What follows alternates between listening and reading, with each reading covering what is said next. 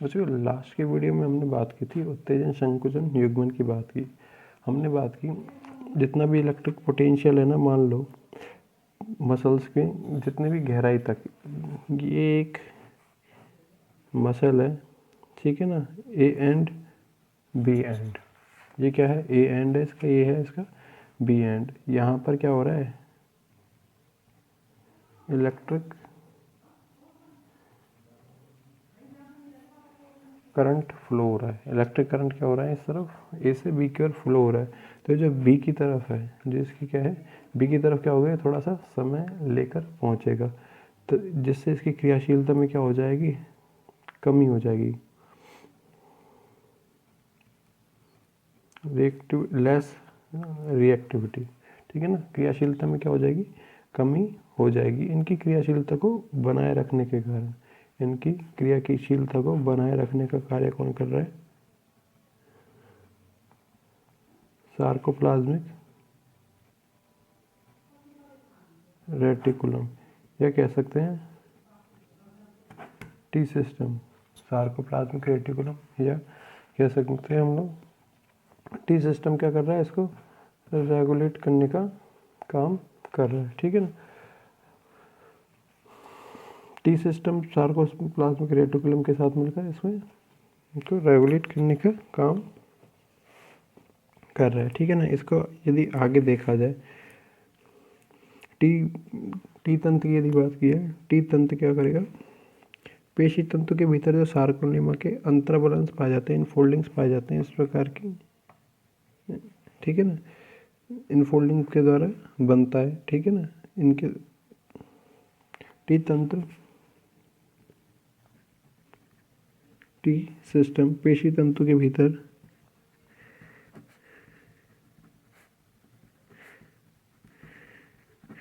पेशी तंतु के भीतर सार्कोनिमा के अंतर्वलन द्वारा, सार्कोनिमा के अंतर्वलन द्वारा, सार्कोनिमा के अंतर्वलन द्वारा बनता है। सार्कोनिमा के अंतर्वलन द्वारा बनता है। यह तंत्र बहुत ही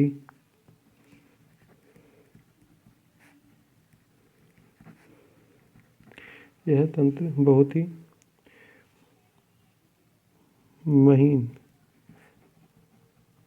जिसे हम लोग बोलते हैं, ठीक है ना, महीन अनुप्रस्थ व अनुदैर्ध्य नलिकाओं के रूप में, ट्रांसवर्स और लॉन्गिट्यूडनल ट्यूब्यूल्स के रूप में जेड रेखा के क्षेत्र पर, जेड रेखा, जो कि हमने जब पेशी तंतु की संरचना बनाया था तब हमने जेड रेखा का निर्माण किया था, ठीक है ना। जेड रेखा का क्या किया था? हमने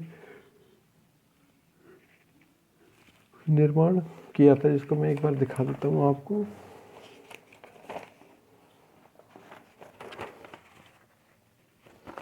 जैसे हमने पेशी तंतु की संरचना बनाई थी, तब यहाँ पे क्या कर रही थी? बैंड के रूप में एक छोटी,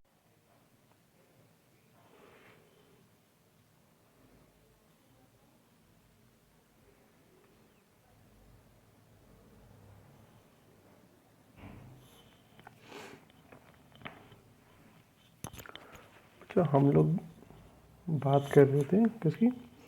पेशी तंतु की। टी सिस्टम में क्या होते हैं? बहुत ज़्यादा महीन, बहुत ज़्यादा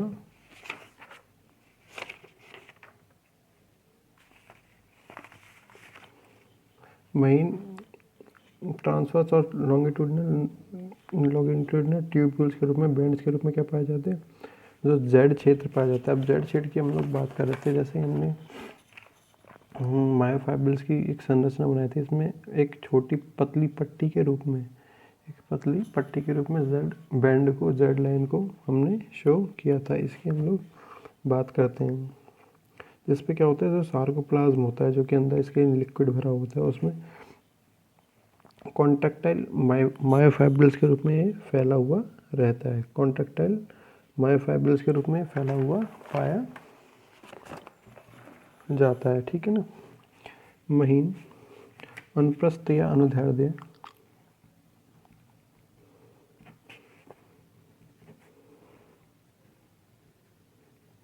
अनुप्रस्थ या अनुदैर्ध्य नलिकाओं के रूप में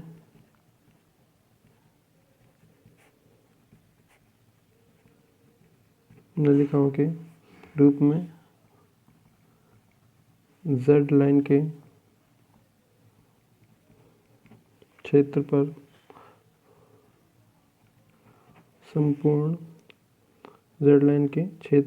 पर संपूर्ण सार्कोप्लाज्म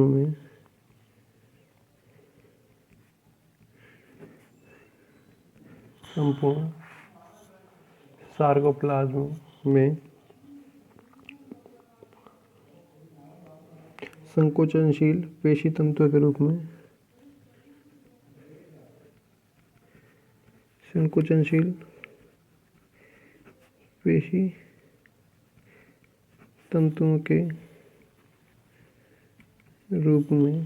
संकोचनशील पेशी तंतुओं के रूप में फैला कॉन्ट्रैक्टाइल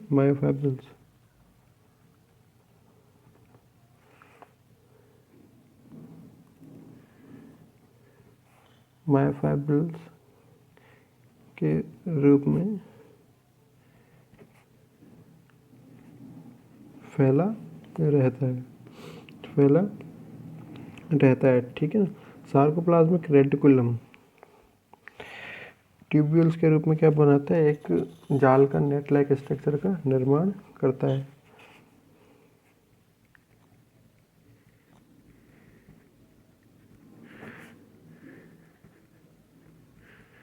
रेटिकुलम सार्कोप्लाज्मिक रेटिकुलम कोशों एवं नलिकाओं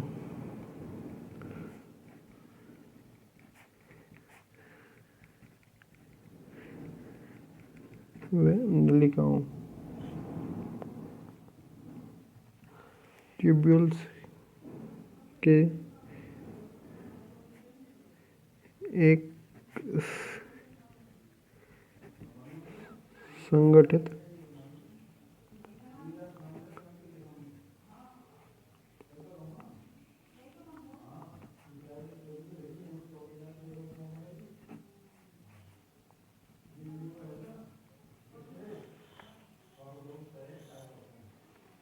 संगठित जाल का निर्माण करती है। ठीक है ना। अब यही क्या होती है, नलिकाएं पेशी तंतुओं के समानांतर पाई जाती हैं। पेशी तंतुओं के इस प्रकार से समानांतर एक दूसरे को बिना काटे पाई जाती हैं, पैरेलल पाई जाती है। नलिकाएं पेशी तंतुओं की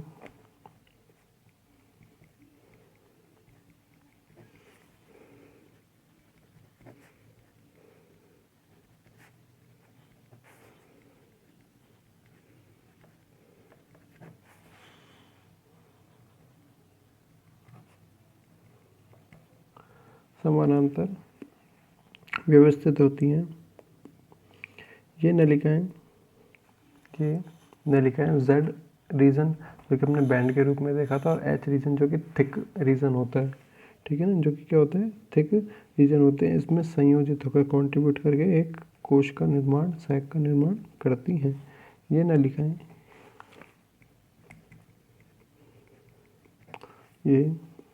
नलिकाएं Z रेखा व H क्षेत्र में रीजन में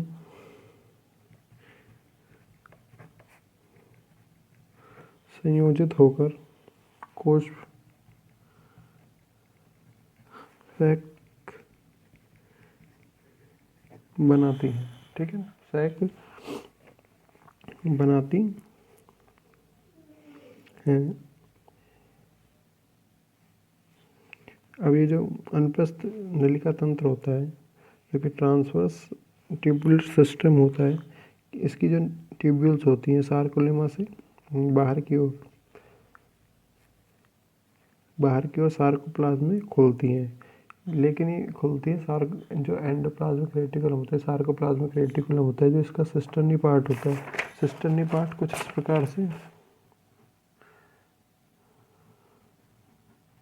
इस प्रकार से छोटा और फूला जो ऊपर पार्ट होता है, इसको बोलते हैं हम लोग सिस्टर्नी, जिसका हम लोग बोलते हैं सिस्टर्नी पार्ट बोलते हैं। इससे होता हुआ बाहर की ओर खुलता है। अनुप्रस्थ नलिका तंत्र की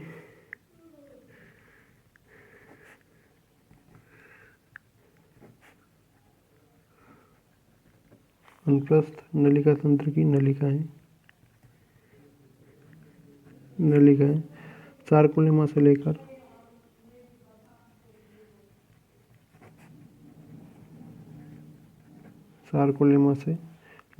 सार्कोप्लाज्मिक रेटिकुलम की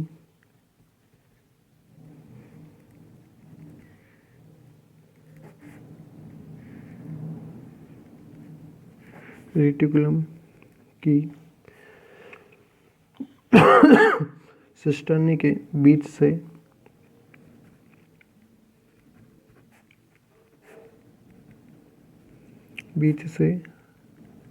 होती हुई सार्कोप्लाज्म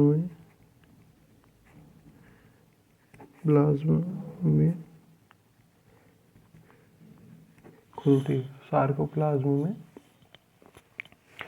खुलती है। ठीक है ना। अब ये जो संरचनाएं ऊपर हमने देखी हैं, इसका पेशी संकुचन, पेशी का जब कॉन्ट्रैक्शन की क्रिया होती है, इस समय मुख्य रूप से हम लोग बात करते हैं जैसे कि पेशी का उत्तेजन हो और उसमें संकुचन की क्रिया हो, इसमें मुख्य रूप से योगदान पाया जाता है। इन संरचनाओं का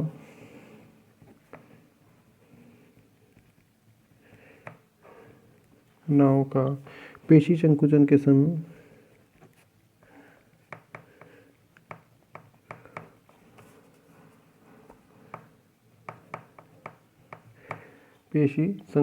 समय विशेषकर उत्तेजन संकुचन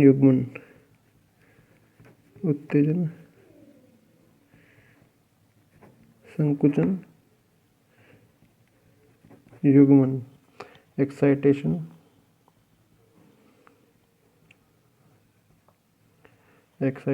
कॉन्ट्रैक्शन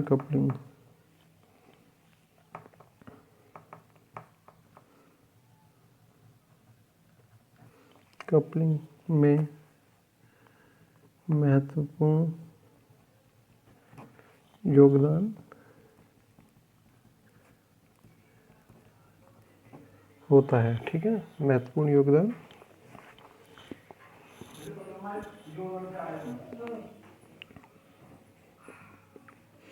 जैसे ही नर्व इम्पल्स होगा, तंत्र का आवेग होगा, तंत्र का पेशी संधि पर पहुंचेगा, उससे क्या हो जाएगी, सार्कोलेमा उत्तेजित हो जाएगी। जो इसकी मेम्ब्रेन है वो एक्साइटेड स्टेट में आ जाएगी। तंत्र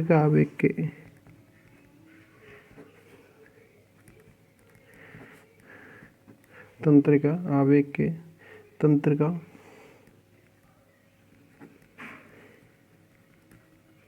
पेशीय संधि पर पहुंचने पर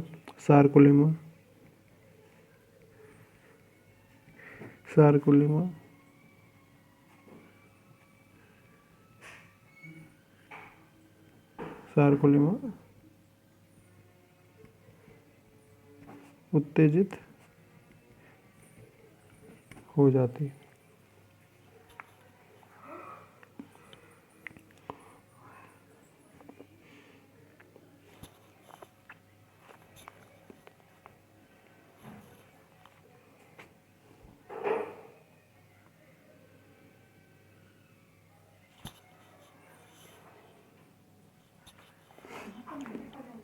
इस क्रिया के कारण होगा, जितने भी आयन उपस्थित होंगे सार्कोलेमा पर, इस क्रिया के कारण क्या होगा, जितने भी आयन उपस्थित होंगे सार्कोलेमा पर, उन सबका क्या हो जाएगा, डिपोलराइजेशन हो जाएगा।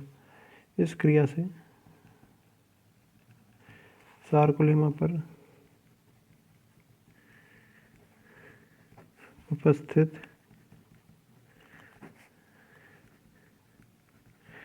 आयनों का विध्रुवीकरण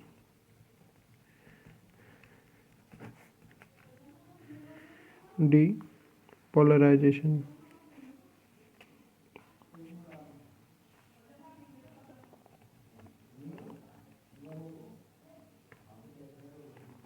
विध्रुवीकरण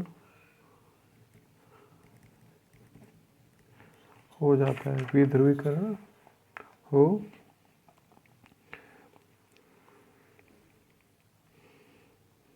जाता है। ठीक है ना, बाकी हम लोग देखेंगे नेक्स्ट वीडियो में। Thank you.